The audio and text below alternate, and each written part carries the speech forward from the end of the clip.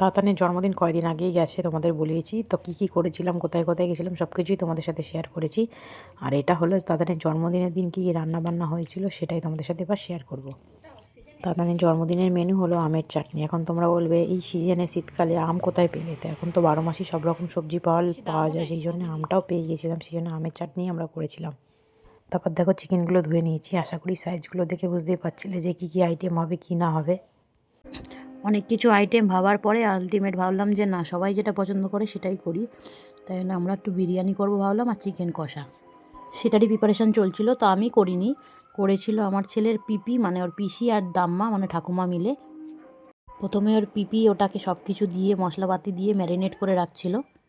প্রথমে আমরা বিরিয়ানির জন্য কেটে রাখা পিস করা যে মাংসগুলো ছিল বড় বড়, সেগুলোকে ম্যারিনেট করে নিচ্ছিলাম।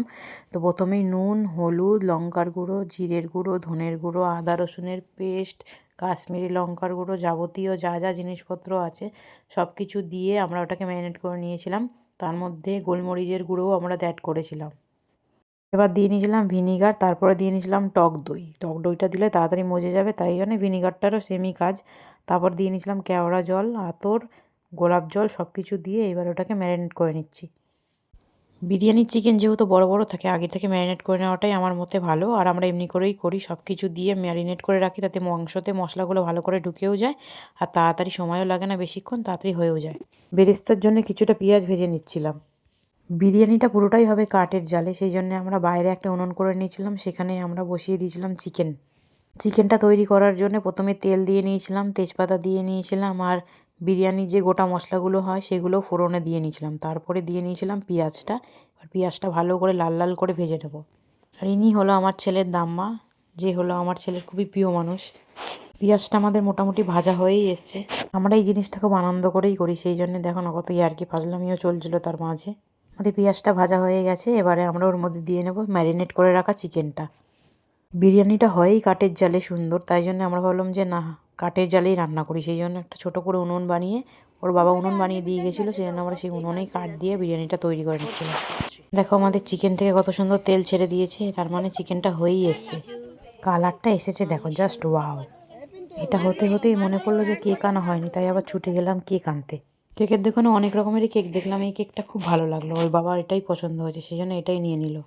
এই দেখো আমার ছেলের নাম লেখা হচ্ছে মেয়াও মেয়াও, ওর বাবা আদর করে এটাই ডাকে। তো কেকের দোকানের যারা এই নামটা লিখছিল তারা শুনেও অবাক, যখন ওর বাবা এই নামটা বলেছে, বলছে আমি ঠিক শুনছি তো, এটা আবার নাম নাকি।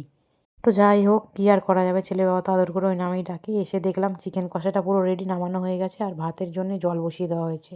ভাতের জলে গোটা গরম মশলা, তেল, নুন সব দিয়ে দিয়েছিল, দিয়ে একেবারে বসিয়ে দিয়েছিল। ফুটে যাওয়ার পরে চাল দিয়ে দেখো ভাতটাও হয়ে গেছে, আমাদের ভাতটাও নামিয়ে নেওয়া হয়েছে, পুরো ঝরঝরে ভাত হয়েছে। ভাতটাকে দু জায়গায় ঢেলে নিচ্ছি একটু ঠান্ডা করে নেওয়ার জন্যে। আমাদের ভাতটা ঠান্ডাই হয়ে গেছে, এবার আমরা বিরিয়ানির জন্য রেডি করব সব কিছু। প্রথমে কিছুটা তেজপাতা দিয়ে নিচ্ছি যাতে নিচে পোড়াটা না লাগে। আলুগুলো সাজিয়ে নেব ওর মধ্যে, কারণ অনেকগুলো বিরিয়ানি তো, সেই জন্য একটু তেজপাতাটা নিয়ে নিলাম, কারণ যদি পুড়ে যায় তাহলে তো একদম পুরো বেকার হয়ে যাবে খাবারটা। সেই জন্যে আগে একটু তেজপাতা দিয়ে তারপর আলু দিয়ে এবার রাইসটা দিয়ে দিচ্ছি। তারপরে যা যা মশলাপাতি দেওয়া হয়, মাংস, বেরেস্তা, আতর, তারপর খাওয়ার রং টং যা যা আছে সব কিছু দিয়ে নেব। 2-3টে লেয়ারেই আশা করি কমপ্লিট হয়ে যাবে, কারণ হাঁড়িটা অনেকটা বড়। এটা হলো ফার্স্ট লেয়ার, এটার মধ্যে সব কিছু দিয়ে নিচ্ছে, অলমোস্ট সব কিছু দেওয়া হয়েও গেছে। এবার বিরিয়ানি মশলা টশলা দিয়ে এবার বন্ধ করবে, সেকেন্ড লেয়ার দেবে। এবার সেকেন্ড লেয়ারটাও আমাদের রেডি হয়ে গেছে, এবার দেবো ফাইনাল লেয়ার। হয়ে গেছে, এটা আমাদের ফাইনাল লেয়ার। এটা দেওয়ার পরে আমরা এর মধ্যে কালার ঠালার সব কিছু মিশিয়ে এবার এটাকে বন্ধ করে দেবো।